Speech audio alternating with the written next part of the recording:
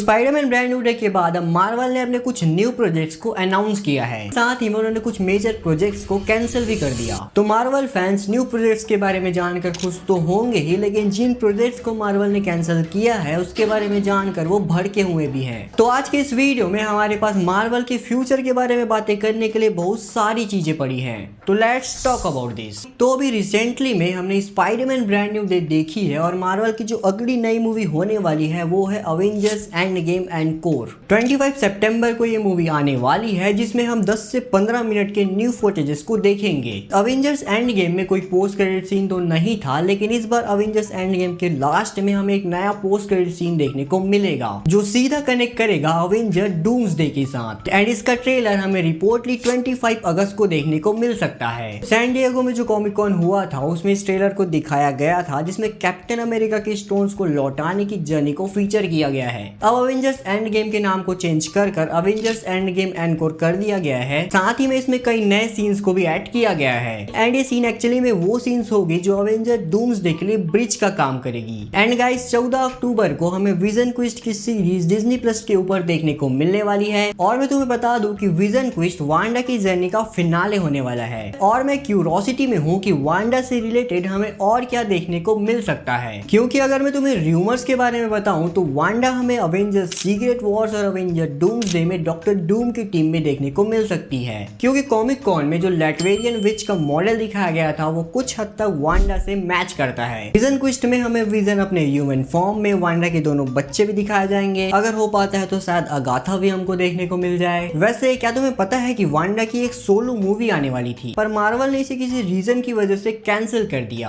अगर इसकी solo movie cancel नहीं होती और ये मूवी आती तो तुम्हारा एक्साइटमेंट लेवल कितना होता तुम कमेंट में बताना। फिर 2026 की most awaited movie Avenger doomsday जो कि 18 दिसंबर 2026 को थिएटर्स में आएगी। स्पाइडरमैन ब्रांड न्यू डे ने अवेंजर्स एंड गेम के डोमेस्टिक ओपनिंग डे को बीट कर दिया है, और जब अवेंजर डूम्सडे आएगी तो वो इजीली इन सबको पीछे छोड़ देगी। अवेंजर्स डूम्सडे का ट्रेलर आ चुका है और शायद तुम लोगों ने ये देख लिया होगा। और इसका सेकंड ट्रेलर हमें कॉमिक कॉन में दिखाया गया था, जो कि हर बार की तरह लीक हो गया। मैंने ये ट्रेलर देखा है और ट्रस्ट मी गाइस, ये ट्रेलर फर्स्ट ट्रेलर से ज्यादा खतरनाक है। इस नए वाले ट्रेलर में डॉक्टर डूम की बैक स्टोरी पर ज्यादा फोकस किया गया है। एंड इसके बाद मार्च 2027 में हम देखेंगे डेयरडेविल बॉर्न अगेन का सीजन 3। एंड ये सीरीज अवेंजर डूम्सडे के बाद और सीक्रेट वॉर्स के पहले आने वाली है। एंड इसके इवेंट्स डूम्सडे के पहले के होंगे, क्योंकि हमें पता है कि अवेंजर डूम्सडे के एंडिंग में बैटल वर्ल्ड का क्रिएशन होगा, तो उसके बाद इसका इवेंट होना पॉसिबल ही नहीं है। 17 दिसंबर 2027 में आएगी अवेंजर्स सीक्रेट वॉर्स, और इस मूवी के एंडिंग के बाद मार्वल सिनेमैटिक यूनिवर्स का न्यू एरा स्टार्ट होगा, जहां सारे यूनिवर्स कंबाइन होकर एक यूनिवर्स बन जाएगा। और इस न्यू बिगनिंग के साथ म्यूटेंट सागा की शुरुआत होगी, और इसकी पहली मूवी होगी एक्स-मैन, जो